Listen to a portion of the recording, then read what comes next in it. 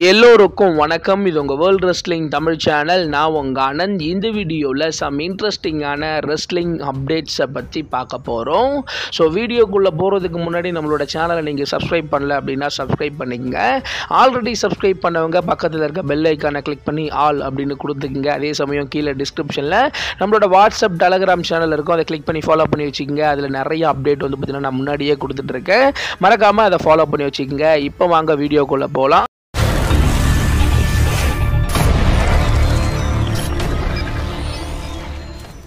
First வந்து பார்த்திங்கன்னா நம்ம எல்லாரும் எந்த நாள் வரக்கூடாதுன்னு நினச்சோமோ அந்த ஒரு நாள் வந்து பார்த்திங்கன்னா வந்துடுச்சு. ஸோ WWE வந்து பார்த்திங்கன்னா நெட்ஃப்ளிக்ஸுக்கு மூவ் ஆக போகுது. ஸோ இந்தியாவில் நம்மளால் இதுக்கப்புறம் WWE வந்து பார்த்திங்கன்னா டிவியில் பார்க்க முடியாது. ஸோ எண்ணெயிலேருந்து நெட்ஃப்ளிக்ஸில் வந்து பார்த்திங்கன்னா WWE டெலிகாஸ்ட் ஆக போகுது அப்படின்றத ட்ரிபிள் ஹெச் அஃபிஷியலாக சொல்லிட்டாரு. WWE சோஷியல் மீடியாவில் சொல்லிட்டாங்க, நெட்ஃப்ளிக்ஸ் இந்தியாவோட சோஷியல் மீடியாவில் சொல்லிட்டாங்க. மொத்தத்தில் WWE அந்த டிவி எரா வந்து பார்த்தீங்கன்னா முடிஞ்சிருச்சு. ஸோ 10 ஸ்போர்ட்ஸ் 10-1 10-2 10-3 10-4 நம்ம பார்த்து என்ஜாய் பண்ண WWE இதுக்கப்புறம் நம்மளால் வந்து பார்த்தீங்கன்னா பார்க்க முடியாது. ஃபைனலி வந்து பார்த்தீங்கன்னா இந்த டிவியில் பார்த்த எரா வந்து பார்த்தீங்கன்னா முடிஞ்சிருச்சு. ஸோ WWE வந்து பார்த்தீங்கன்னா மூவ் டு நெட்ஃப்ளிக்ஸ் என்னைக்கு மூவ் ஆகுது அப்படின்னு சொல்லிட்டு கேட்டிங்கன்னா ஏப்ரல் 1 இருந்து வந்து பார்த்தீங்கன்னா நம்மளால் ராவாக இருக்கட்டும், ஸ்மாக்டவுனாக இருக்கட்டும், NXT-ஆக இருக்கட்டும், பேப்பர் வியூவாக இருக்கட்டும், எல்லாமே வந்து பார்த்தீங்கன்னா நெட்ஃப்ளிக்ஸில் மட்டும்தான் பார்க்க முடியும். நம்மளால் டிவியில் பார்க்க முடியாது அப்படின்ற ஒரு பேரதிர்ச்சியை வந்து பார்த்தீங்கன்னா இப்போ தூக்கி போட்டிருக்காங்க. ஸோ இதை கேட்கும்போது ரொம்பவே ஷாக்கிங்காக இருக்குது. ஸோ US கண்ட்ரியில் வந்து பார்த்தீங்கன்னா ரா மட்டும்தான் வந்து பார்த்தீங்கன்னா நெட்ஃப்ளிக்ஸ் கைக்கு போச்சு. ஆனால் நெட்ஃப்ளிக்ஸ் வந்து பார்த்தீங்கன்னா மற்ற எல்லா கண்ட்ரிலையும் வந்து பார்த்தீங்கன்னா ஒட்டு மொத்தத்தையும் வந்து பார்த்தீங்கன்னா வாங்கியிருக்காங்க. ரா, ஸ்மாக்டவுன், NXT, பேப்பர் வியூ அப்படின்னு சொல்லிட்டு எல்லாமே நம்ம நெட்ஃப்ளிக்ஸில் மட்டும்தான் வந்து பார்த்தீங்கன்னா பார்க்க முடியும். ஏப்ரல் 1 இருந்து வந்து பார்த்தீங்கன்னா நம்ம நெட்ஃப்ளிக்ஸில் மட்டும்தான் WWE பார்க்க முடியும். ஸோ அதனால தான் WWE வந்து பார்த்தீங்கன்னா தமிழ், தெலுங்கு, ஹிந்தி அந்த கமெண்ட்ரி எல்லாத்தையும் வந்து பார்த்தீங்கன்னா சோனி ஸ்போர்ட்ஸ் நெட்வொர்க் வந்து பார்த்தீங்கன்னா தூக்கியிருக்காங்க. ஸோ அதுதான் வந்து பார்த்தீங்கன்னா இப்போ நடந்திருக்கு. ஸோ கிட்டத்தட்ட இன்னும் ஒரு 2 வாரம் தான் வந்து பார்த்தீங்கன்னா நம்மளால் பார்க்க முடியும் அப்படின்ட்டு கண்டிப்பாக சொல்லலாம். ஸோ இந்த மாதம் கடைசி வரைக்கும் வந்து பார்த்தீங்கன்னா நம்மளால் வந்து பார்த்தீங்கன்னா டிவியில் பார்க்க முடியும். ஸோ அதுக்கப்புறம் வந்து பார்த்தீங்கன்னா நெட்ஃப்ளிக்ஸில் தான் நம்மளால் பார்க்க முடியும். ஸோ இதை யோசிக்கும் போது ரொம்பவே ஷாக்கிங்காக இருக்குது. ஸோ என்ன தான் ஆன்லைனில் பார்த்தாலும் நம்ம டிவியை போட்டு காலையில் லைவாக ஏஞ்சி டிவியில் நல்லா சவுண்ட் வச்சு பசங்களோட பக்கத்தில் உட்காந்து பார்க்கும்போது அந்த ஒரு ஃபீலே வேறு மாதிரி இருக்கும்.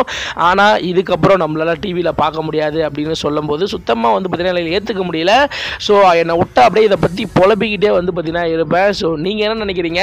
ஃபைனலி வந்து பார்த்தீங்கன்னா WWE மூவ் ஆன் நெட்ஃப்ளிக்ஸ்.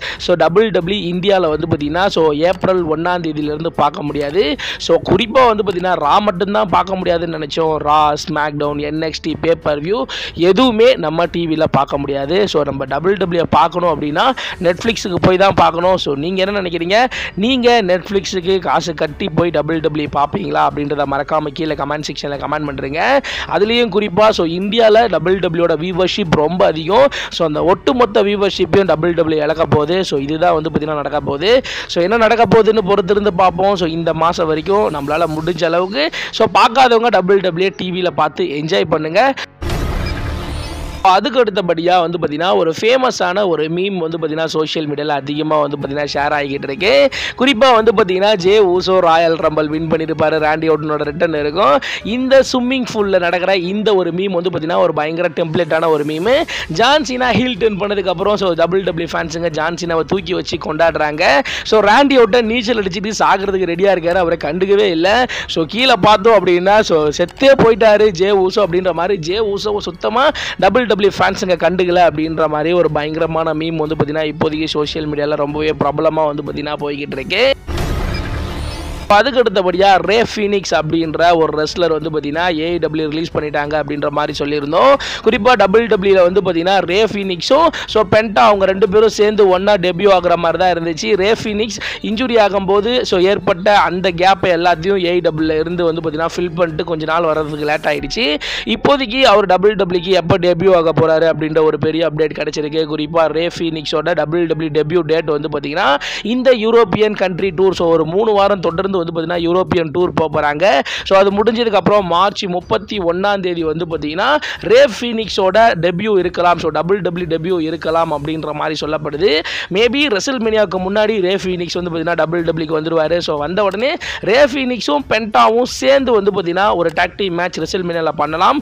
அப்படி இல்லாத பட்சத்தில் அவரை வேற ஏதாவது ஒரு ஸ்டோரிக்குள்ளே இன்வால்வ்மெண்ட் பண்ணுவாங்க அப்படின்ற மாதிரி சொல்லப்படுது. ஸோ நீங்கள் என்ன நினைக்கிறீங்க? ஸோ பென்டாவை தொடர்ந்து ரே ஃபீனிக்ஸ் WWEக்கு வர போகிறத பற்றி உங்களுக்கு என்ன தோணுது அப்படின்றத மறக்காம கீழே கமெண்ட் செக்ஷனில் கமெண்ட் பண்ணுறேங்க. அதுக்கு அடுத்தபடியாக ஜான் சீனாவோட புதிய அவதாரம். ஸோ ஜான் சீனா WWEக்கு வந்து பார்த்தீங்கன்னா ஹீல் பண்ணதுக்கப்புறம் ரிட்டர்ன் வரும்போது நிறைய மாற்றம் இருக்கும் அப்படின்ற மாதிரி சொல்லியிருந்தாங்க. நான் ஆல்ரெடி சொல்லியிருந்தேன், ஜான் சீனாவோட அந்த ஹீல் டர்னில் வந்து பார்த்தீங்கன்னா ஸோ அவரோட காஸ்டியூம் சேஞ்ச் ஆகலாம், அவரோட ஆட்டிடியூட் சேஞ்ச் ஆகலாம், மியூசிக் கூட சேஞ்ச் ஆகலாம். ஆனால் அவரோட ஸோ அந்த தோற்றம் அந்த லுக்கு சேஞ்ச் ஆகாது அப்படின்னு சொல்லியிருந்தேன். ஆனால் இப்போதைக்கு சோஷியல் மீடியா முழுக்க ஜான் சீனா மொட்டை அடிச்சுட்டு வர போகிறாரு அப்படின்ற மாதிரி ஒரு பெரிய ஒரு டாக் வந்து பார்த்தீங்கன்னா போய்கிட்டு இருக்கு. நான் ஆல்ரெடி இதுக்கான பதிலை சொல்லியிருந்தேன். ஜான் சீனா ஹாலிவுட்டில் வந்து பார்த்தீங்கன்னா ஸோ நடிச்சிட்டு இருக்காரு, அவர் மொட்டை அடிச்சா எப்படி இருக்கும், ஸோ அவர் அந்த ஷூட்டிங்கும் பாதிக்கும் அப்படின்ற மாதிரி நான் சொல்லியிருந்தேன். ஸோ இப்போதைக்கு ஜான் சீனா மொட்டை அடிச்சுட்டு வருவார் அப்படின்ற மாதிரி பயங்கரமாக வந்து பார்த்தீங்கன்னா ட்ரெண்ட் ஆகிக்கிட்டு இருக்கு. மேபி அவர் மொட்டை அடிச்சுட்டு வருவாரா அப்படின்ட்டு எனக்கு தெரியல. ஆனால் என்னை பொறுத்த வரைக்கும் வந்து பார்த்தீங்கன்னா WWE ஏதோ புதுசாக பண்ண போகிறாங்க அப்படின்றது மட்டும் உறுதி. ராக்கு மாதிரியே மொட்டை அடிச்ச ஃபோட்டோவில் பார்க்குற மாதிரி ஒரு கூலிங் கிளாஸ்லாம் ஜான் சீனா போட்டு வந்தாருன்னா சும்மா தாறுமாறாக இருக்கும். ஸோ இந்த ஃபோட்டோ வந்து பார்த்தீங்கன்னா பேட் மேக்கஃபி வந்து பார்த்தீங்கன்னா அவரோட சோஷியல் மீடியாவில் போட்டு பயங்கரமாக வந்து பார்த்தீங்கன்னா வைரல் பண்ணிக்கிட்டு இருக்காரு. ஸோ நீங்கள் என்ன நினைக்கிறீங்க? என்னால் இப்போ வரைக்கும் நம்ப முடியல ஜான் சீனா மொட்டை அடிச்சுட்டு வருவாருன்னு சொல்லிட்டு. ஸோ நீங்கள் என்ன நினைக்கிறீங்க? ஒருவேளை ஜான் சீனா ரொம்பவே ஷாக்கிங்காக மொட்டை அடிச்சுட்டு இந்த மாதிரி வந்தால் எப்படி இருக்கும் அப்படின்றத மறக்காமல் கீழே கமெண்ட் செக்ஷனில் கமெண்ட் பண்ணுறீங்க. ஸோ அதுக்கு அடுத்தபடியாக வந்து பார்த்தீங்கன்னா த ராக் வந்து பார்த்தீங்கன்னா ஃபஸ்ட்டு வந்து பார்த்தீங்கன்னா கோடி ரோட்ஸை தான் ஹீலாக மாற்றணும்னு வந்து பார்த்தீங்கன்னா பிளான் கொடுத்துருக்காரு. ஸோ WWE பொறுத்த வரைக்கும் வந்து பார்த்தீங்கன்னா ராக் கோடி ரோட்ஸுக்கு ஒரு ஆஃபர் கொடுத்துருப்பாரு. குறிப்பாக ராக்கோட ஒரிஜினல் பிளான் வந்து பார்த்தீங்கன்னா கோடியை ஹீலாக மாற்றணும் அப்படின்றது தானா. அதை வந்து பார்த்தீங்கன்னா கோடி ரோட்ஸ் வந்து பார்த்தீங்கன்னா மறுத்துட்டாரு அப்படின்ற மாதிரி வந்து பார்த்தீங்கன்னா சொல்லப்படுது. ஸோ அதுக்கப்புறம் தான் வேறு வழி இல்லாமல் என்ன பண்ணுறதுன்னு தெரியாமல் ஸோ ஜான் சீனா வந்து பார்த்தீங்கன்னா ஹீலாக மாற்றலாம் அப்படின்ற மாதிரி ஐடியா வந்து பார்த்தீங்கன்னா பண்ணியிருக்காங்களாம். ஒருவேளை கோடி ரோட்ஸ் ஹீலா மாறி இருந்தார்னா ஹீல் கோடி ரோட்ஸ் வர்சஸ் ஜான் சீனாவுக்கான ஒரு ரெசில்மேனியா மேட்சை வந்து பார்த்தீங்கன்னா நம்ம வந்து பார்த்தீங்கன்னா பார்த்துருப்போம். ஸோ கோடி ரோட்ஸ் என்னால் ஹீல் இப்போதைக்கு பண்ண முடியாது அப்படின்ற மாதிரி அவர் மறுத்துட்டாராம். ஸோ அதனால தான் வந்து பார்த்தீங்கன்னா ஸோ கோடி ரோட்ஸ் வந்து பார்த்தீங்கன்னா ஹீலா மாறலை அப்படின்ற மாதிரி சொல்லப்படுது. ஸோ கோடி ஹீலா மாறலை அப்படின்னா வேற வழி இல்லாமல் ஜான் சீனாவை ஹீலா மாற்றிடலாம் அப்படின்ற மாதிரி ராக் வந்து பார்த்தீங்கன்னா அதுக்கடுத்து தான் ஜான் சீனாவை ஹீலா மாற்றலாம் அப்படின்ற மாதிரி ஐடியா வந்து பண்ணியிருக்காராம். அதுலேயும் குறிப்பாக ஜான் சீனாவோட ஹீல் டர்ன் வந்து பார்த்தீங்கன்னா ரெசில்மேனியாவில் தான் பிளான் பண்ணியிருந்தாங்க அப்படின்ற மாதிரி சொல்லப்படுது. குறிப்பாக ரெசில்மேனியாவில் வந்து பார்த்தீங்கன்னா ஜான் சீனா கோடி ரோட்ஸை சீட் பண்ணி 17 டைம் சாம்பியன் வின் பண்ணுற மாதிரியும் ஸோ அவர் வந்து பார்த்தீங்கன்னா ஸோ ரெசில்மேனியாவில் ஒரு பயங்கரமான ஒரு ஹீல் டர்ன் பண்ணுற மாதிரி வந்து பார்த்தீங்கன்னா WWE வந்து பார்த்தீங்கன்னா பிளான் பண்ணியிருந்தாங்க அப்படின்ற மாதிரி சொல்லப்படுது. ஸோ சடனாக என்ன ஆச்சுன்னு தெரில. ரெசில்மேனியாவுக்கு சுத்தமாக ஹைப் இல்லை அப்படின்றதுனாலயா என்னன்னு தெரில. ஸோ முன்னாடியே எலிமினேஷன் சேம்பர் பேப்பர் வியூலேயே வந்து பார்த்தீங்கன்னா குறிப்பாக ஜான் சீனாவை ஹீலாக வந்து பார்த்தீங்கன்னா மாற்றிட்டாங்க. ஸோ ஜான் சீனா இப்போவே ஹீலாக மாறி ஸோ கோடி ரோட்ஸை வெறித்தனமாக அடிச்சிருக்காரு. இப்போதைக்கு ஹீல் ஜான் சீனா வர்சஸ் கோடி ரோட்ஸுக்கான அந்த ஸ்டோரி லைன் பயங்கர ஹைப்பாக போய்கிட்டு இருக்கு. பெரிய எதிர்பார்ப்பு இருக்கு.